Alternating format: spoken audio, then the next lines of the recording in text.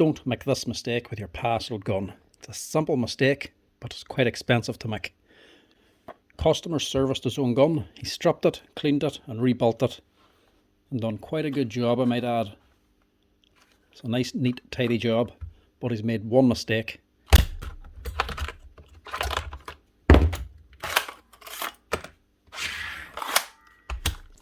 It's an easy mistake to make, but if you know about it, it's an easy mistake to avoid as well. Okay, this is the older paslode gun, the IM 350 Plus.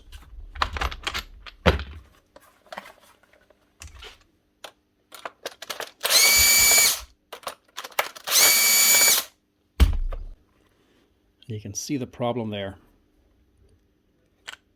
That's the O-ring for sealing the cylinder head at the back. He hasn't been careful and made sure it was located whenever he was reassembling the gun. And it's got pinched.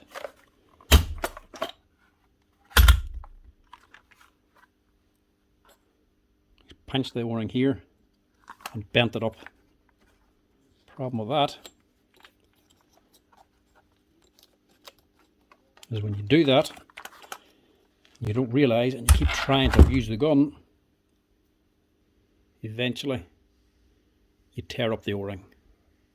So he's actually damaged that O-ring and cut it on a few locations. So now that O-ring is not going to work.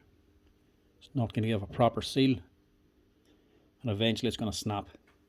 So that needs to be replaced. The paslode O-ring was always expensive. The old brown O-ring for these old IM 350/90s used to cost about 12 or 14 euro. But the old brown one is now gone. Now you have to use the O-ring for the IM 360, and these cost around 25 euro a piece. So it's a dear enough mistake to make. Luckily it's easily fixed.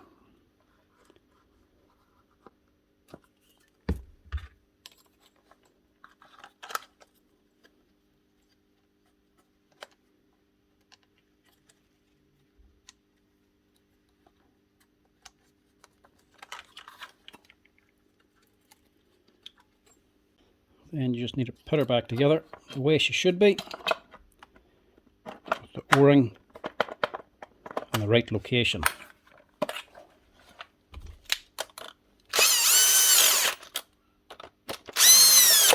Now this is what you do to make sure you don't make the same mistake again and destroy another O-ring.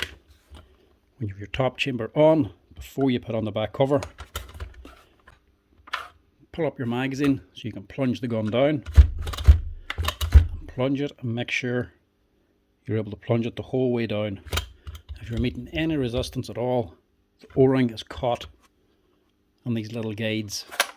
If it does, just gently tuck it in with a flathead screwdriver till it's in the right location, and then try again. When it's able to go the whole way back and it's seated correctly, then put on your back cover.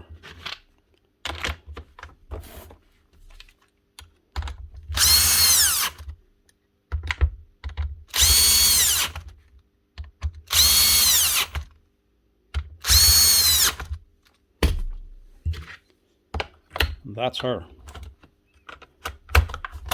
ready to work.